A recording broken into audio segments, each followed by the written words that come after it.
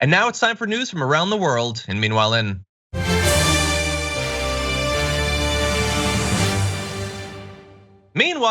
Kiribati, it was throughout the pandemic one of the last places on our planet free of COVID until they allowed people to come in, and then immediately that fell apart. So when coronavirus began spreading around the world, this remote Pacific archipelago closed its borders, ensuring the disease didn't reach its shores for nearly 2 full years. Then they began reopening this month. You know, when COVID was already over, as we're constantly told. So that allowed the Church of Jesus Christ of Latter-day Saints to charter a plane to bring home 54 of the island nation's citizens. They're missionaries who had been abroad working for the church. Now they finally could return to the island. And to be fair, Kiribati took seriously the threat of COVID coming in as much as they could. Officials tested each returning passenger 3 times in Fiji, requiring that they be vaccinated and put them in quarantine with additional testing when they arrived at Kiribati. It wasn't enough. More than half of the passengers tested positive for COVID, which has now slipped out into the community and prompted the government to declare a state of disaster. An initial 36 positive cases has already jumped to 181 as of last Friday. And for context, Kiribati has about 33% of its population of 113,000 people fully vaccinated, almost twice that has at least 1 dose, but it's now out there. I mean, this is why we have to drop the patents on these vaccines and make sure that people can get vaccinated with Pfizer, with Moderna, with mRNA vaccines that they can produce on their own. Oh my God, what are we doing? Joe Biden, you need to drop the waivers, the TRIPS waivers.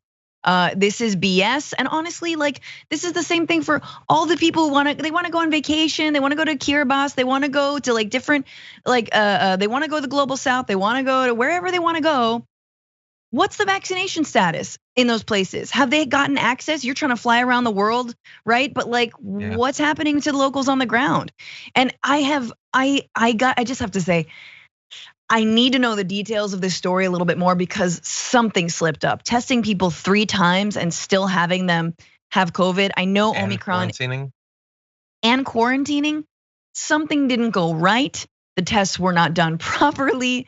I'm not sure about this, but I smell, it's very smelly. I smell. It is. And by the way, this is not a story where it seems to matter that they're missionaries, they're citizens of Kiribati, but it just seems sort of perfect. Missionaries visiting a place and bringing disease.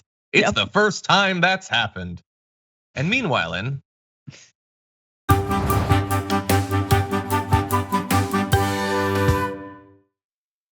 space, but not too far out. Basically in orbit, a Chinese satellite has been observed grappling and pulling another satellite out of its orbit. China reportedly displayed a leap in space-based technology and capabilities this week after an analytics firm claimed to observe a satellite grab another and move it. This is the SJ-21. It disappeared from its regular position and reappeared while making a quote large maneuver to move closer to whatever that sort of satellite is, something to do with navigation, I don't know. It was moved about a few hundred miles away in a graveyard orbit where it's unlikely to interfere or collide with active satellites. The US, by the way, plans to launch a servicer satellite in 2025 that could also move them, but China's display might cause Space Command to step up development because why shouldn't we have some sort of satellite grappling arms race in space? Hell yeah, BattleBots Space Edition. This reminds me of obviously the classic Kubrick film 2001: A Space Odyssey, and the most frightening scene. If you haven't seen it, close your ears. Spoiler, but it's been out for a little bit of time. It's 6 years, yeah. Yeah, 2001. No, so and the little orb like turns and goes over to the astronaut and its arms are out and then it just bam. It's so scary and it's like silent, but it just knocks him out of orbit. It knocks out the space guy, the astronaut. Yeah, that's gonna happen. Hal did that, guys. I blame Hal.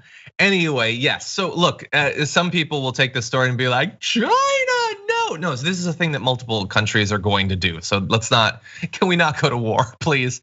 But it should be a reminder that we do need strong international pacts, agreements enforceable on what can and can't be done in space.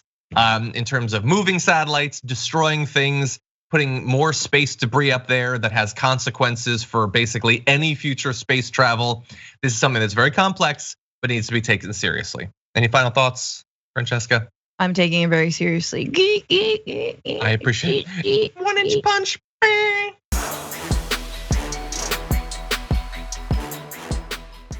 Check out the Damage Report podcast each day, wherever you get your podcasts, whether Pocket Casts or Stitcher or iTunes. You can join me as I give you the news and stories you want, with a range of co-hosts and interview guests jumping in on the fun each day. Again, that's the Damage Report, wherever you get your podcasts. And if you get them at iTunes, don't forget to rate and review. Sometimes I'll read them live on the show.